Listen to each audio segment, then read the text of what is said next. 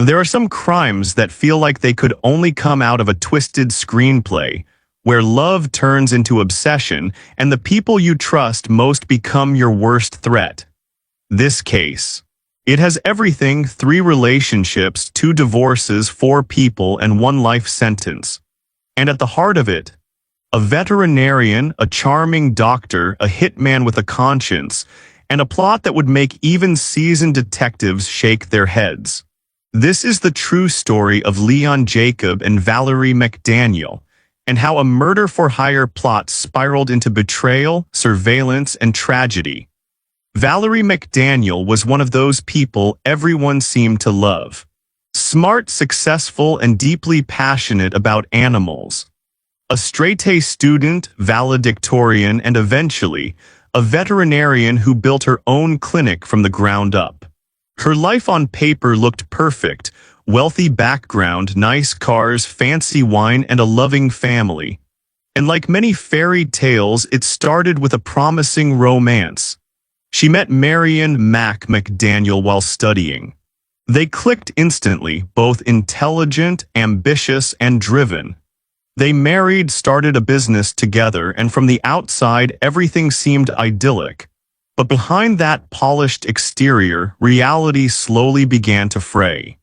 Owning a business is stressful, and the strain started to show in their relationship. The long hours took a toll. They rarely spent quality time together, and when they tried to start a family, the heartbreak of infertility added another layer of stress. In 2008, they adopted a daughter, hoping it would bring them closer. But that's not how it went. Shortly after, Valerie got a call from a stranger. A woman claimed she'd been sleeping with Mac, and he wasn't just cheating with her. She rattled off a list of names. Valerie was devastated. Mac admitted to everything. And in a surprising turn, Valerie gave him another chance, but trust, once broken, rarely heals. And it didn't take long before Mac was cheating again. Still, Valerie stayed, not because she didn't know better, but because she loved her daughter and didn't want to risk shared custody. Eventually, though, she emotionally checked out. The marriage, by her own admission, became a formality. And that's when he entered the picture. Leon Jacob, the son of a neighbor, a man who oozed confidence, flaunted his looks, and as Valerie would later say, thought he looked like Bradley Cooper. And you know what? Maybe he kind of did. Bright eyes, dark wavy hair, a doctor, 8 years younger than Valerie, and charming as hell. She said she didn't want to be a divorced woman, but the combination of Mac's infidelity and Leon's attention changed everything. By the end of 2014, she filed for divorce. By 2016, she was free. Valerie moved out with her daughter into a luxury apartment. She felt like she had a fresh start. Leon moved in not long after. Friends said she was glowing, happier than she'd been in years, but Mac, her ex, was worried. And his concern, it wasn't jealousy, it was about Leon. Mac described him as too slick, too confident, too unknown to be around his daughter. And he wasn't wrong to worry, because Leon Jacob had a past. Born in New Jersey, Leon's life had its share of twists.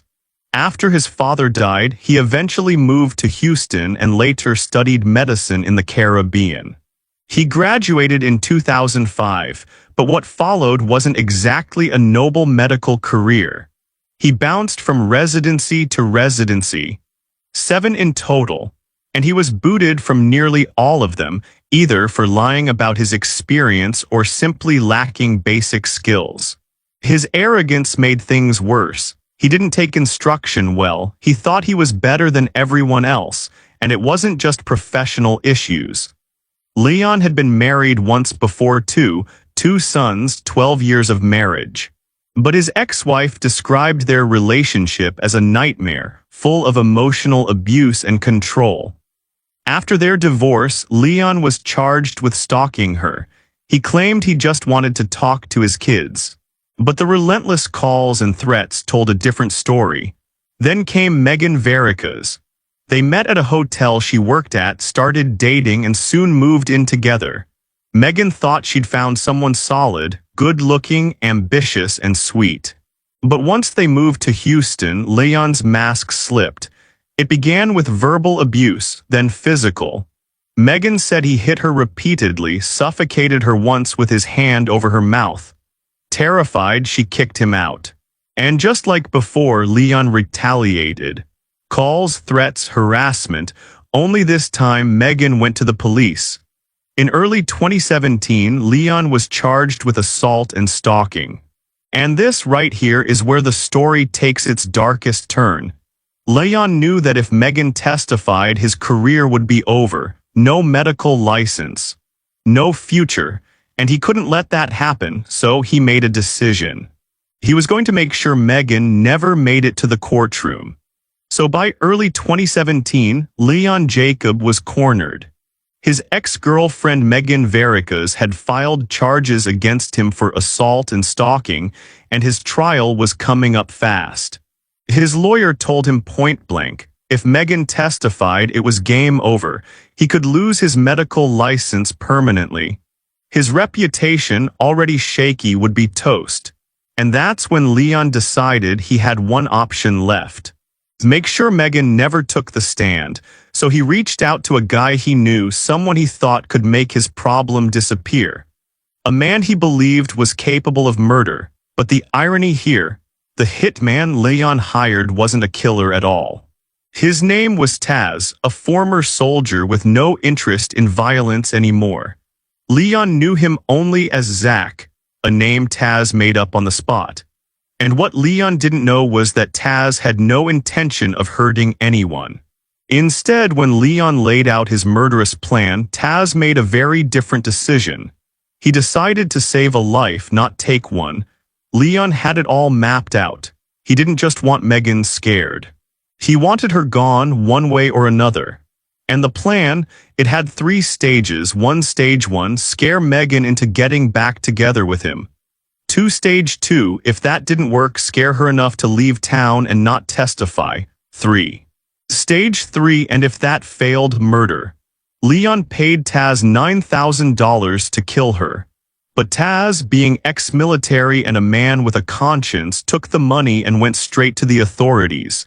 He told them everything.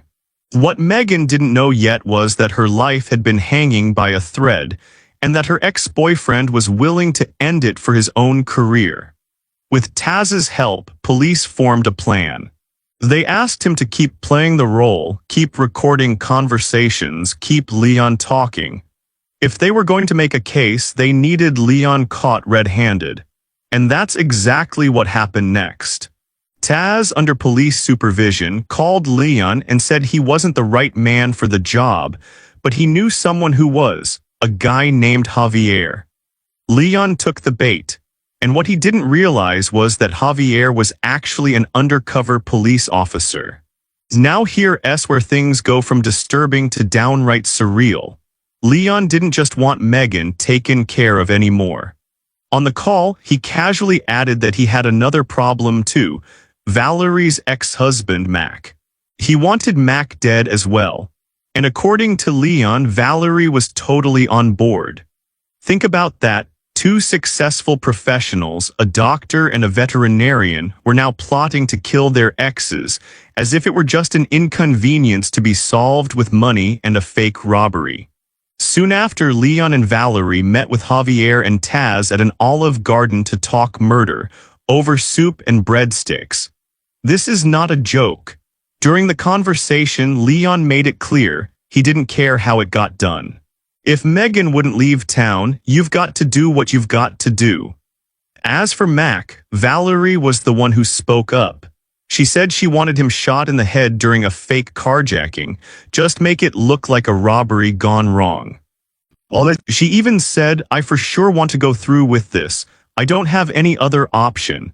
That ex-husband of mine is threatening to take away my daughter and I won't stand for it.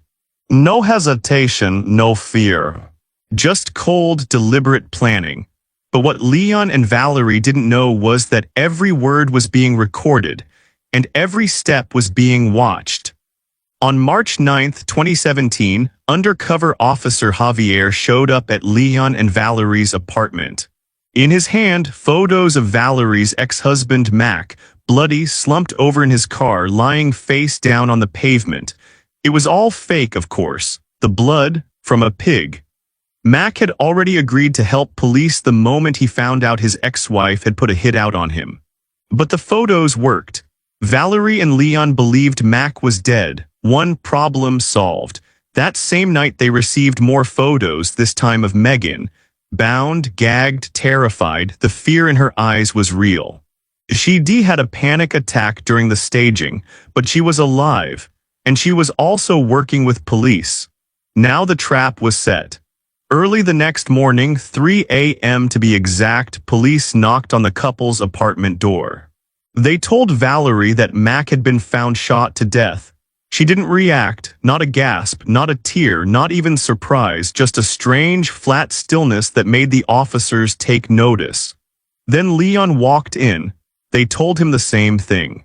He awkwardly reached over to comfort Valerie and tried to look shocked.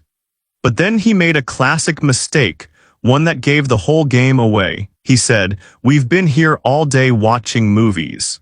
No one had asked him for an alibi. And just like that, the act crumbled. Police dropped the bomb. Mac and Megan were very much alive. They had staged everything. The photos, the texts, the meetups, every part of the murder plot had been recorded. Valerie was arrested. As she left her apartment in handcuffs, who was standing outside waiting, her ex-husband Mac, the man she had tried to kill, he was there to take custody of their daughter. Leon, already facing charges for stalking and assault, was denied bail. Valerie, on the other hand, was released. But she had nowhere to hide. The press camped outside her apartment. Her vet license was suspended. She had lost her daughter. Her clinic, her future. She recorded a heartbreaking video diary on her iPad saying, "My home is like a prison. I have nobody, not even my daughter, to comfort me." And not long after that, Valerie said one final goodbye. By the time March 2017 came to an end, Valerie McDaniel was gone. Just days after her arrest, surrounded by cameras and reporters, unable to work, and completely cut off from her daughter, she climbed to the 7th floor of her high-rise apartment building and jumped. She left behind a community in shock. Her friends, her clients at the vet clinic, and even her neighbors couldn't believe it. This was a woman described as warm, intelligent, and kind, someone who loved animals, who had built a life for herself from the ground up. And yet, when faced with the consequences of her actions, she chose death over prison. Some say it was guilt. Others say it was fear. But many, especially those who knew her personally, believed that Leon Jacob had manipulated her into doing something completely out of character. That she wasn't evil, just broken, but that's something we'll never fully know. Meanwhile, Leon Jacob sat in jail waiting for his day in court, his behavior behind bars as arrogant and deluded as ever. In an interview, Leon actually said, "Prison isn't that bad, I was wrongly convicted. Valerie was the mastermind, not me. And if they ever make a movie about this, I hope Bradley Cooper plays me. I look like him." Seriously, he never showed remorse, never admitted guilt, not for the stalking, not for the abuse, not even for the murder plots. In his mind, he was the victim set up by police, betrayed by the women in his life, and unfairly painted as a monster. But the truth was about to catch up with him in front of a jury. On March 20th, 2018, Leon Jacob went on trial. He was charged with 2 counts of solicitation of capital murder, one for trying to have his ex-girlfriend Megan killed, and one for Valerie's ex-husband Mac.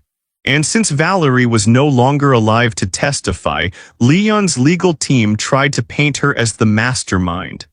The defense argued that Leon was just along for the ride, that Valerie had dragged him into it, not the other way around.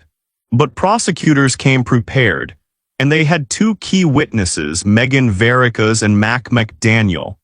Megan took the stand first. She testified to everything, how Leon had stalked her, abused her, sent her threatening messages, and even hid in the bushes outside her home. She described how he slowly broke down her life, her career, her friendships, even her confidence. How he had charmed her at first, only to turn violent and manipulative. And how, if she hadn't spoken up, she might not be alive today. She called Leon a grade-A criminal who needed control over everything and everyone around him. And it was that need for control that made him dangerous. Then came Mac, the man Leon and Valerie had plotted to kill. He told the court how he had been contacted by police, warned that his life was in danger, and agreed to fake his own death for the sting operation. When asked about his relationship with Valerie, he admitted it had been rocky, even painful. But even he couldn't believe it had come to this. When Leon took the stand, he doubled down on the lies. He claimed he never asked anyone to kill Megan or Mac. That Javier, the undercover officer, had baited him into the conversations.